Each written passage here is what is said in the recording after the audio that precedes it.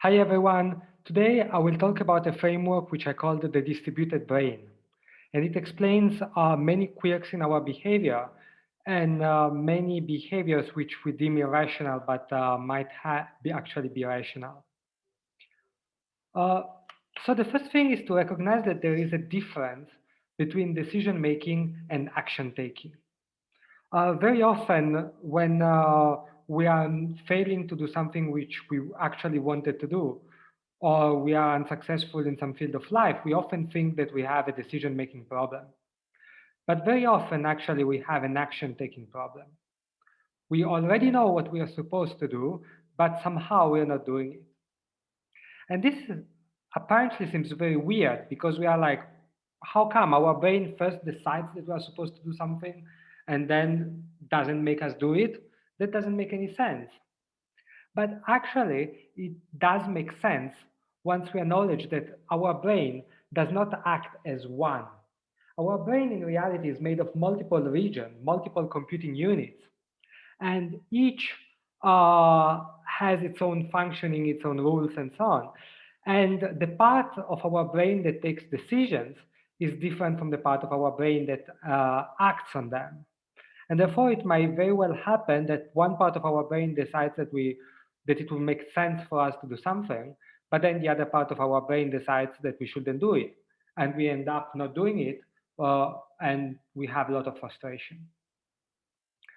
So let's first go to understand what it means that our brain is made of multiple units, and then we will talk about practically what are the implications and what we can do about it. So the agenda for today's talk is going to be about 20 to 25 minutes. Then we have the Q&A. Is that first I will begin with an example about optical illusions to show how the fact that our perception is operated by different computing units causes us to see optical illusions. Then I will use a metaphor of the brain as a company to explain how perception works and how action taking works. Then I will talk about the behavioral implications. And finally, a few paradigm shifts. So how we should think about the brain. And finally, we will have some time for Q&As. I begin with this optical illusion. So here you have an object which looks real at a first impression, but when you look at it a bit deeper, you realize that actually it's logically impossible. You cannot find this object in the real world. Why does it seem real at the beginning? Why do we have the illusion that it could be real? The reason is that in our brain, perception is not as a single picture like the one that we are seeing here on the left. Rather, it's made of fragments like the one on the right. And our brain can hold multiple fragments, and then it has a way to create a patchwork of these fragments. And that's why we end up seeing the image on the left. But it's important to understand that our brain processes the image as multiple fragments, like the three segments that we are seeing on the right. And that's important because if you look at the fragments one by one, each looks coherent. So if you look at this fragment, it looks like from something that could exist in the real world. What? We can see that it's an object which has a square section, is fairly thick, it has a 60 degrees angle, so we might think that it's actually a solid triangle with a hole in the middle. Then we look at the second fragment, and again, the fragment is coherent by itself, and it still points to the same conclusion. So we're just like, it makes sense. We look at the third fragment, the fragment by itself is coherent, and therefore we have like three fragments, each of them is coherent by itself. They all point to the same object, like a triangular shape thick with a hole in the middle. And therefore we think that that's what we are supposed to see in the full image. Then, of course, if we use some deliberate thinking, some deliberate effort, and we can use logic, we realize that the image that we see on the left cannot exist in the real world. But that's because of when we put together details from different fragments. But intuitively, our mind only sees the individual fragment as depicted in the right. And if each of them is coherent by itself, and the conclusion they point to are coherent, then we will not notice that details between them are incoherent. And that's what I call fragmentalized perception. If all fragments in our perception, they let us coherently infer a conclusion, we will not notice mismatching details.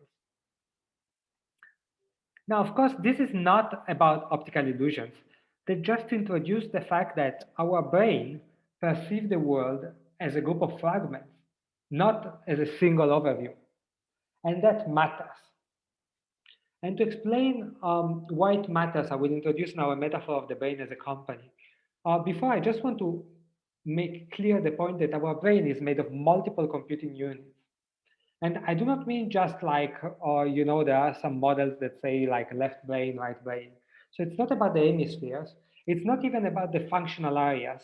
So for example, that you might know that we have a visual part of our brain, a part of brain which processes speech and so on. It's not just about that, but it's about thousands of computing units. Some of them that we have in the cortex and some of them that we have in other organs, such as the basal ganglia. We will talk more precisely about it later. But it's important because each of these independent units only has part of the information and makes decisions based on what it knows, which might be not what the full brain knows. I realize that it might be a bit complex, so I usually make the example of the brain as a company. So a company is made of multiple employees. And you can consider that like the company is our brain, and each employee is a computing unit of our brain. Now, in the company, the company has lots of data that get into the company at all times. For example, how much products it has in the warehouse, how much sales it just made, and so on and so forth. However, each employee has only access to a very limited part of the information. For example, you might have a sales representative which only has information about the sales that it made. And then maybe you might have a purchasing manager, which has access about supplier prices and so on. No single employee, not even the CEO, has a full overview of what's going on. Moreover, the employees, they do not really communicate with each other. What they do is that each of them prepares reports and then sends the reports to the other employees. And this matters because, for example, an employee has some raw data. And based on the raw data, he writes a report with a conclusion. And then he sends the report to his manager. And the manager only has access to a few reports. He doesn't see the underlying data. And if the data between the reports are coherent, then he will just assume that they are all true, and then he will take a conclusion by itself. And this phenomenon that different employees, they do not see all the raw data, they only see some conclusions made by other employees, is very important because it can give emergence to some phenomena such as the children's game of the broken phone. Or maybe you played it when you were little, like there is a circle of children, and then one child starts with a word, and he whispers it in the ear of the child next to him. And then the child whispers it to the next child, and so on. But what happens is that, of course, there will be some misunderstanding. Maybe one child hears the wrong word, and he will pass to the other child the wrong word. But the next child cannot know that it's a wrong word. He will just have to assume that it's true and keep working on that. And the same happens, for example, in a company. If an employee makes a wrong report, people will just assume that the report is correct and keep working on that. And the same happens in our brain. If one computing unit of our brain thinks that it sees something, the other regions will trust that region. Of course, there are some mechanisms for figuring out incoherences.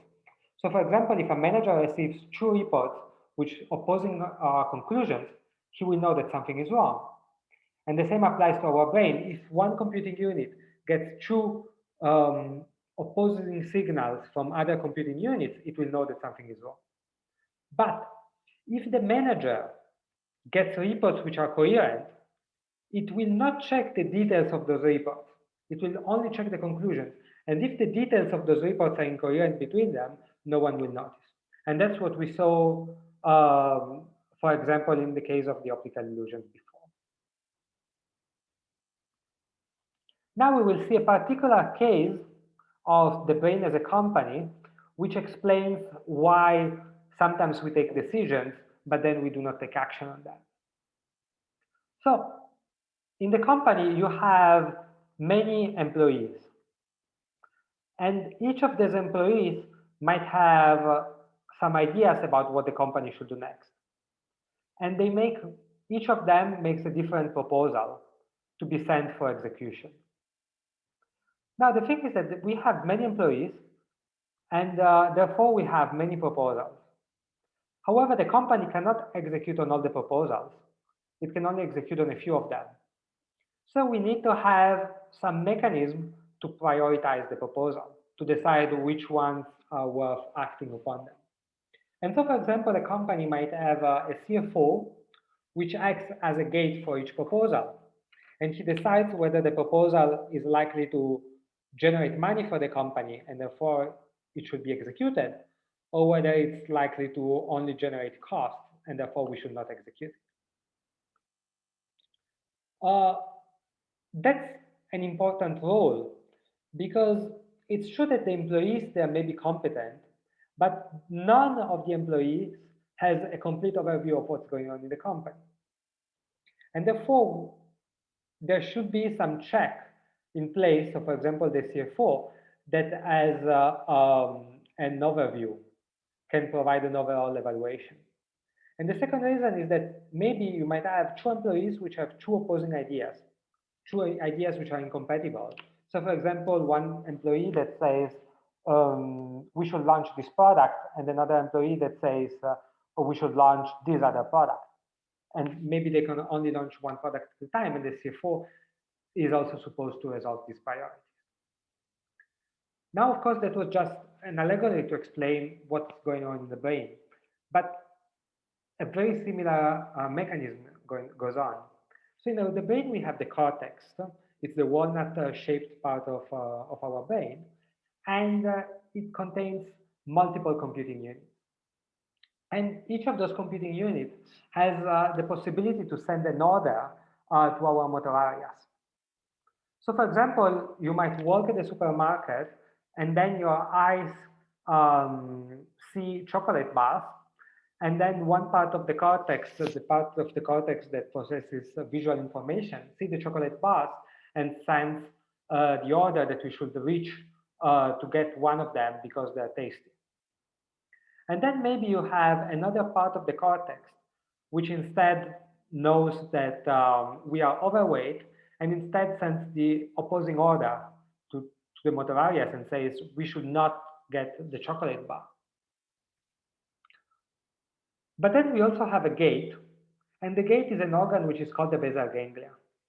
And this is actually what really happens in our brain. If you dissect the brain, you will see that the circuitry that goes, the connections between the neurons that go from the cortex to the motor areas of our brain, they first pass through the basal ganglia. And the basal ganglia has a circuitry which can literally act like a gate. It can forward the orders to the motor areas, or it can just interrupt them so that the motor areas never receive them. And it's important to know that the basal ganglia does not act on the information that the cortex has. Instead, the basal ganglia, whenever it receives an order, it just thinks, based on the past emotional experiences that I have, do I expect that executing the order will have a positive emotional outcome? And if the answer is yes, then it forwards the order to our motor area so that they get executed. And if the answer is no, then it doesn't execute it. So for example, you might have the cortex that knows that we should run. We should go for a run so that we lose some weight. And it sends an order saying that we should run. And then the basal ganglia receives the order, but it doesn't receive the motivations for the order. It doesn't know why the cortex proposed for us to run. It doesn't know that we are overweight. It just knows that there is the idea of the intent of going to running, and the basal ganglia only has access to emotions and previous emotional experiences. And it thinks, how did I feel the last time that I went to run? And if the answer is, I didn't feel good, I felt sweaty, it was cold, and so on, then it will just close the gate, and the order never actually makes it to the areas executing the order. Then what happens in real life? So for example, I know that I'm supposed to go running, but I am also not moving towards my running shoes because the gate is closed. And therefore, my brain, the cortex, which has no access to the basal ganglia, does not know that the basal ganglia closed the gate. It will think, why am I not going to run? And it will come up with the most plausible explanation. For example, it's too cold outside, and it will think that that's the reason why we didn't go run. Or maybe it thinks, oh, we should do the laundry instead. And the cortex will genuinely think that we didn't go to run because we were supposed to, because we should do the laundry instead. But that's not what happened. What happened is that we didn't go to run because the basal ganglia said no. And if the basal ganglia says no, usually the answer is only one. It's because the expected emotional outcome of the action was negative.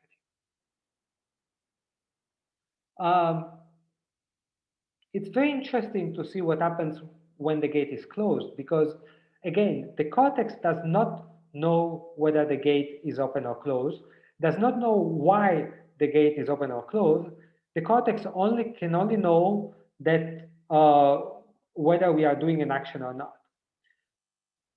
And that leads to a lot of procrastination and frustration, because maybe the cortex knows that we are supposed to go to run, but it sees that we are not doing it, and then we are frustrated. And that's bad to see it as frustration. Actually, what's more productive is to know that every time that we are procrastinating or that we are not acting on something that we already decided it makes sense, it's because the gate is closed. And the gate is closed because the expected emotional outcome of the action is negative. And then the question is not how do I make better decisions or how do I convince myself that I should go to run, because those things will not impact whether I go to run. But instead, the question is how do I increase the expected emotional outcome of running? So yeah, it's important to know that there are these two conditions for action. So one, the cortex might think about us needing to do an action, and that's where having reminders, for example, comes useful. And then the gate must be open. And for the gate to be open, the expected emotional outcome of the action must be positive. And it's important not to mistake those two causes, because if you are not acting for the first reason, you should take action that address the first reason. Doing more of what addresses the second reason will not bring you any closer to action. Again, another practical application is that where information is encoded in our brain matters a lot.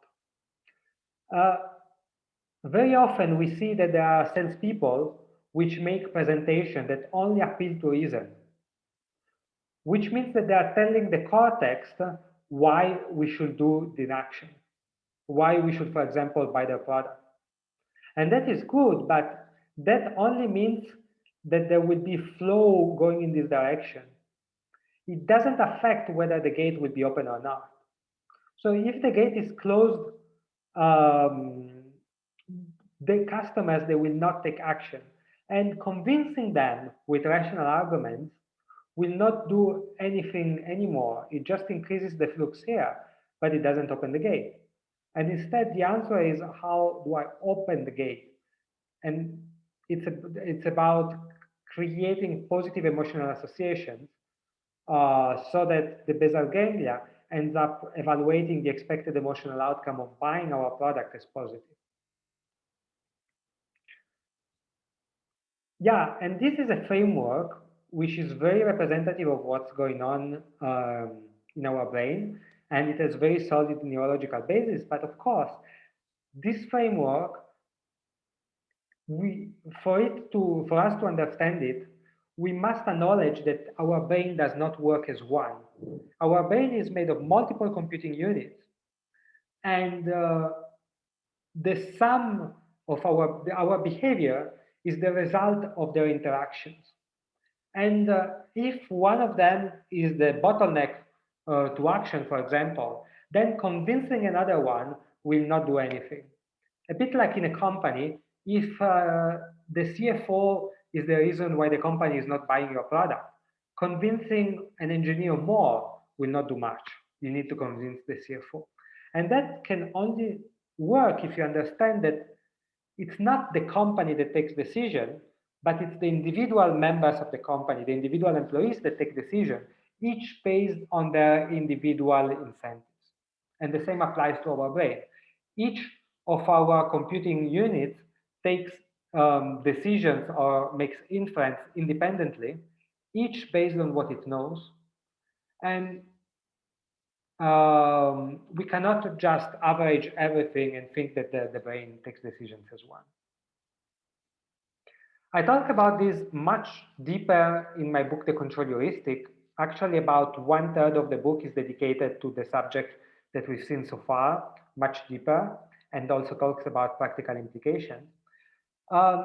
Before ending the talk, I just wanted to clarify differences and similarities with other theories about human behavior.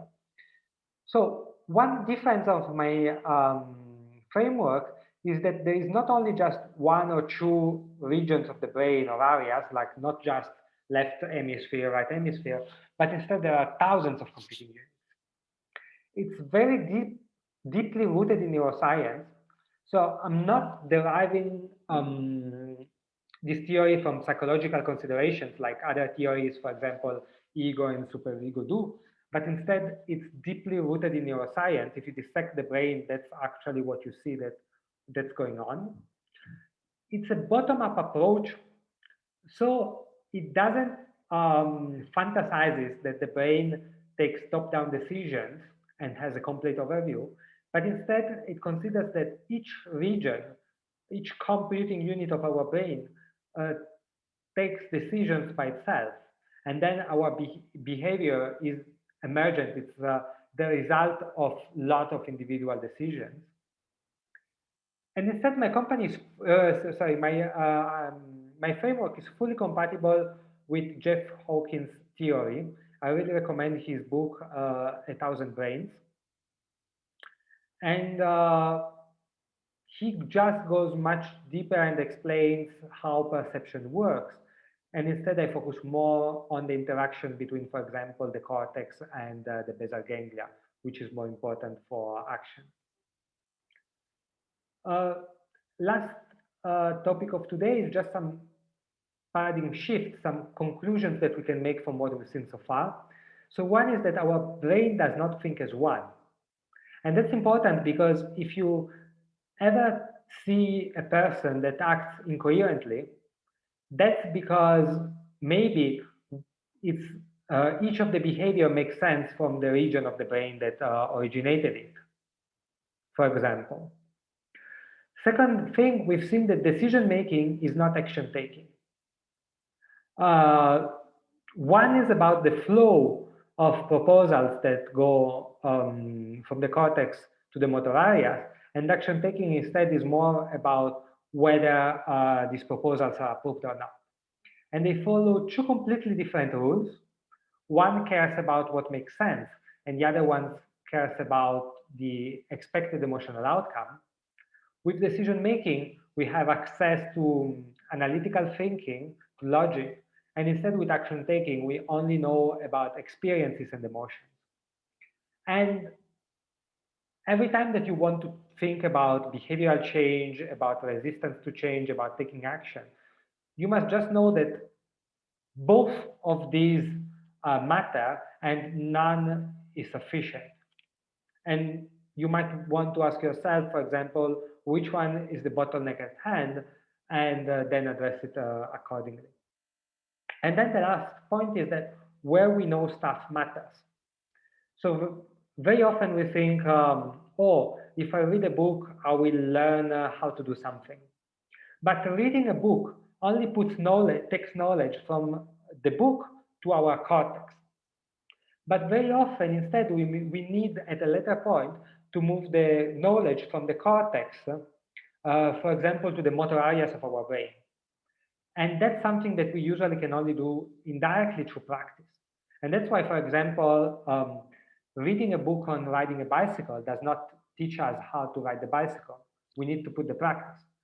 And practice in this case means that we are moving knowledge across the brain so that it goes where it matters, to the area of the brain that